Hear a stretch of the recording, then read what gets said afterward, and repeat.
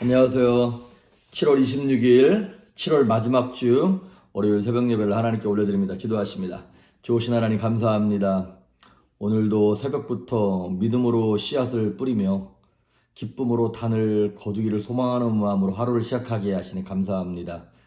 영광의 주님을 사모하며 이 땅의 어두움과 목마름과 싸워 이기게 하시고 생명수 샘물처럼 솟아나는 주의 능력과 은혜로 말미암아 승리할 수 있도록 주의 영광을 보게 하여 주시옵소서.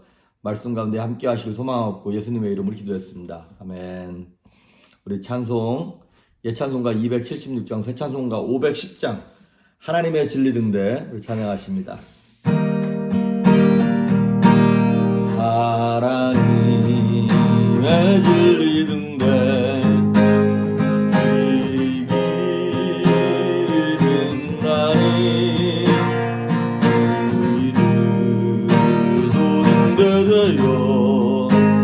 주의 사랑 비추세 우리 작은 불을 켜소 험한 바다 비추세 물에 빠져 헤매르니 온전해요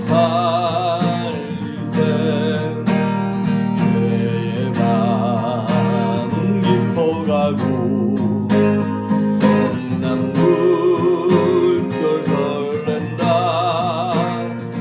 어리고 빛 없는 가구 찾는 물이 많구나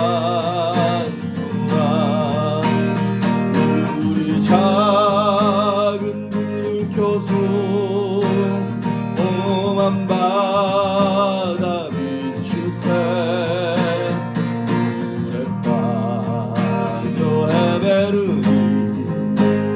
온전해요 살세 너의 불도 두어라 거친 바다 비춰라 빛을 찾아 헤매르니 생명선에 건져라 우리 작은 불을 켜소 험한 바다 비추세 물에 빠져 헤매르니 온전해요 살세 아멘. 오늘 우리에게 주시는 말씀은 사도행전 21장 27절에서부터 40절 말씀입니다. 이제 원래대로 하면 이번 주 한 주를 이제 새벽 예배를 쉬고 8월부터 다음 주부터 이제 대면으로 새벽 예배를 하겠다고 이렇게 여건이 허락되면 그렇게 하겠다고 광고를 했는데 아직 명확한 그게 없습니다. 그래서 일단 이번 주까지도 새벽 예배를 그냥 온라인으로 올리고요. 8월 어떻게 될지 모르겠어요. 뭐 하나님이 길 여시면 뭐 대면으로 예배하고 아직 아니다 싶으시면 계속 또 당분간 이렇게 몇 주 더 가야 되지 않을까 온라인으로 그렇게 생각하고 있습니다. 여러분 뭐 명확하게 답을 못 드려 늘 죄송한 마음이지만 또 뭐 이렇게 가는 것도 재밌는 것 같습니다. 하나님이 가라 그러시면 가고 서라 그러면 서고 우리 그 영혼의 민감함을 가지고 그렇게 하루하루 은혜로 살 수 있기를 주의 이름으로 축복합니다. 자, 사도행전 21장 27절에서 40절에 있는 말씀입니다. 제가 봉독해 올립니다. 그 이래가 거의 참에 아시아로부터 온 유대인들이 성전에서 바울을 보고 모든 무리를 충동하여 그를 붙잡고 외치되 이스라엘 사람들아 도우라. 이 사람은 각처에서 우리 백성과 율법과 이곳을 비방하여 모든 사람을 가르치는 그 자인데 또 헬라인을 데리고 성전에 들어가서 이 거룩한 곳을 더럽혔다 하니 이는 그들이 전에 에베소 사람 드로비모가 바울과 함께 시내에 있음을 보고 바울이 그를 성전에 데리고 들어간 줄로 생각함이로라. 온 성이 소동하여 백성이 달려와 모여 바울을 잡아 성전 밖으로 끌고 나가니 문들이 곧 닫히더라.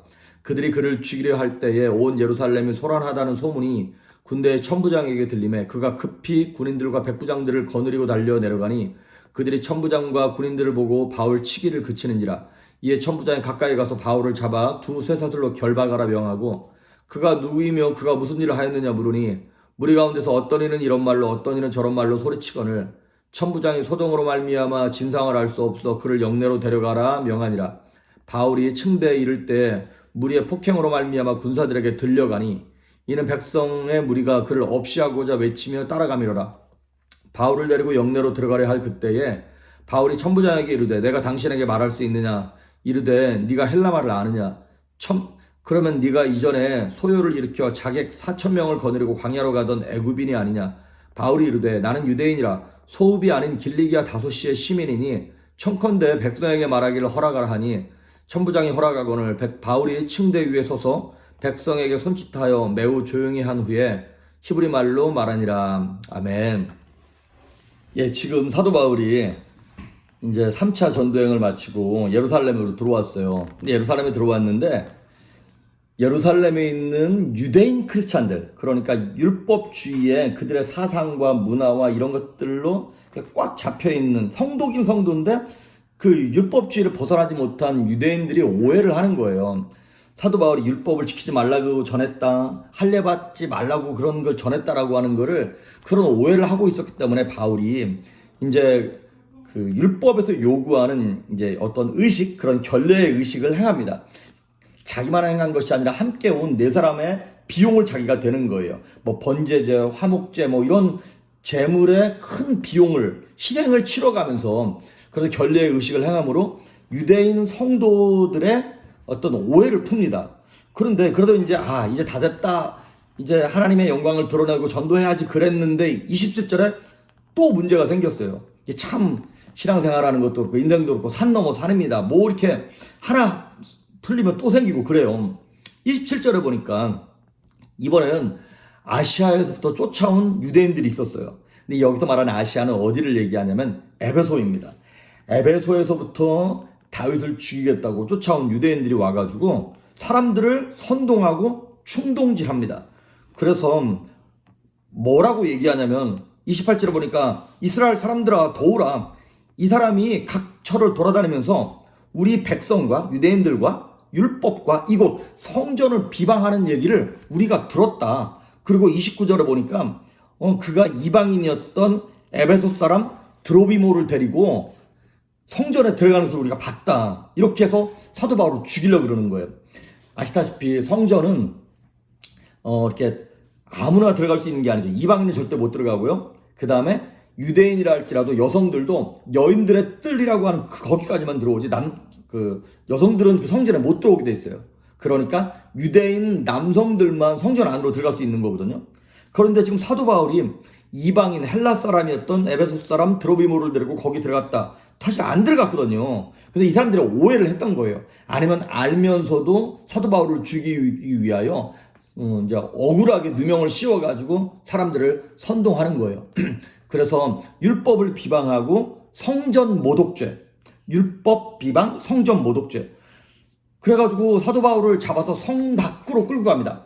왜 성 밖으로 끌고 가냐면 성전은 거룩한 거기 때문에 거기서 사람을 죽이면 안 되는 거거든요. 피를 흘리면 안 되는 거거든요. 그러니까 성 밖으로 끌고 갔다는 얘기는 이미 사도 바울을 죽이려고 작정했다는 거예요. 오늘 31절에도 보면 그들이 그를 죽이려 할 때에, 그 다음에 32절에 보니까 막 그들이 잡아가지고 그들을 바울 치기를 그치는지라. 그러니까 천부장이 나타날 때까지 바울을 돌로 치고 쳤는지 막대기로 쳤는지 모르겠지만 이미 폭행이 시작되고 있었던 거예요. 또 35절에도 보면 폭행을 하고 있었던 것이고, 이 유대인들은 사실은 성전에 대해서 너무나 소중하게 생각을 하고 있었던 것이죠. 그래서 성전 때문에 예수님을 죽였어요.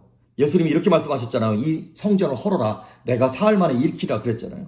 예수님은 자신의 육체를 헐어버리고 부활할 것을 말씀하셨는데 유대인들은 오히려 이거를 예수님을 엮어가지고 죽이려고 이 귀한 하나님의 성전을 예수가 모독했다. 그래가지고 예수님을 죽인 거거든요. 그리고 스데반을 죽인 것도 역시 마찬가지였거든요. 스데반 죽일 때도 스데반이 그러니까 이런 율법, 이런 성전, 눈에 보이는 것이 중요한 것이 아니다라고 하는 그 말씀에 대해서 유대인들이 그거를 이해도 못했을 뿐만 아니라 그러니까 억울하게 그냥 몰아가가지고 스데반을 죽였던 거거든요. 그냥 똑같은 방법으로 지금 사도 바울도 체포해서 죽이려고 그러는 것이죠. 여러분, 성전이 뭘 상징하는 겁니까? 그러니까 성전은 율법주의를 상징하는 거예요. 그러니까 다른 말로 말하면 그림자를 얘기하는 거예요. 그림자가 있다는 얘기는 뭐가 있다는 얘기냐면 실체가 있다는 얘기인 것입니다. 그러면 이 그림자가 중요한 이유는 앞으로 실체가 올 거야. 실체가 있다라는 걸 알기 위해서 그림자가 필요한 거거든요. 그럼 실체가 오면 더 이상 그림자를 붙잡고 있으면 안 되는 거잖아요.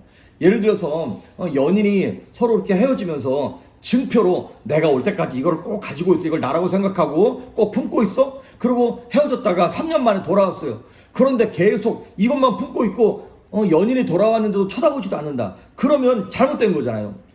이 실체가 되시는 예수 그리스도께서 오셨단 말이죠. 그러면 그림자를 버려야 되는데 아니라는 거예요. 실체를 거들떠보지도 아니하고 그림자가 진짜인 것처럼 그것만 붙잡고 막 있다는 것이죠. 그러니까 예수님은 정말로 이 눈에 보이는 건물이 성전이 아니라 예수님 당신이 성전이다라는 것을 이스라엘 백성들에게 말씀해 주시는 거거든요. 그러니까 율법주의가 너희를 구원하는 것이 아니라 복음이 너희를 구원하는 것이고 내가 너희를 구원하는 거야 라는 걸 말씀하고 계셨던 것이죠. 그러니까 정말 존중받아야 하는 것은 눈에 보이는 성전이 아니라 예수님 당신이고 예수님의 말씀인 거고요. 그리고 또 예수님이 거하시는 곳이 성전이라고 성경은 얘기하고 있죠. 고린도전서 6장 19절에 보니까 사도 바울이 얘기하기를 너희 몸은 너희가 하나님께로부터 받은 바 하나님의 성령의 성전인 줄을 알지 못하느냐 이렇게 말씀하고 계십니다. 그렇습니다. 우리 안에 실체가 되시는 본질이 되시는 예수님이 성령님이 와 계실 때 우리 몸이 거룩한 성전이 되는 것이죠. 근데 유대인들은 그걸 아직 못 깨닫고 있으니까 이 건물 자체가 거룩한 거예요. 아닌데 성령께서 계시는 사람이 거룩한 거고 하나님이 거룩한 것인데 그런데 이렇게 해서 사도 바울이 돌에 맞아 죽으려고 하는 위기에 처했을 때 뜻밖의 도움이 딱 나타납니다. 그게 누구냐면 이스라엘 부대의 천부장이에요. 요즘 우리식으로 말하면 사단장, 여단장, 사단장쯤 되겠네요. 투스타 정도 되는 거예요. 그러니까 이스라엘이 뭐 10부장, 50부장, 100부장이 있고 그 다음에 천부장이 있잖아요. 이 천부장은 따지고 보면 가장 이 군대를 움직일 수 있는 힘이 있는 실질적인 파워를 가진 사람이에요. 여러분 우리나라도 박정희 대통령이 쿠데타 일으킬 때 그 투스타 있잖아요. 예, 투스타 정도 되는 힘이 있는 사람이 이 천부장이에요. 근데 이 사람이 왜 예루살렘에 와 있냐면 원래는 그 가이사라라고 하는 거기에 로마의 진영이 있었거든요. 그런데 지금 예루살렘이 시기적으로 어떤 시기냐? 오순절이에요. 오순절 시기. 그러니까 사도 바울이 그랬잖아요. 그 3차 여행 끝날 때쯤 내가 오순절 되기 전에 예루살렘에 도착해야 된다고. 이스라엘 사람들은 1년에 3번 하나님께 나와서 하나님을 예배해야 돼요. 그 세 절기 중에 하나가 바로 오순절 절기예요. 그러니까 온 이스라엘에 퍼져 있는 남자들이 지금 예루살렘으로 모여 있고 그 다음에 디아스포라들 다른 나라에 가 있던 남자들도 평생에 한번 와서 하나님 예배하겠다고 지금 오는 거예요. 그러니까 얼마나 많은 사람들이 모여 있는 상태에서 여기서 만약에 폭동이라도 일어나거나 로마를 향해서 뭐 소요라도 일어나면 이게 책임을 자기가 져야 되는 거잖아요. 그러니까 로마 군대의 천부장이 예루살렘에 와서 친히 지금 있는 거예요.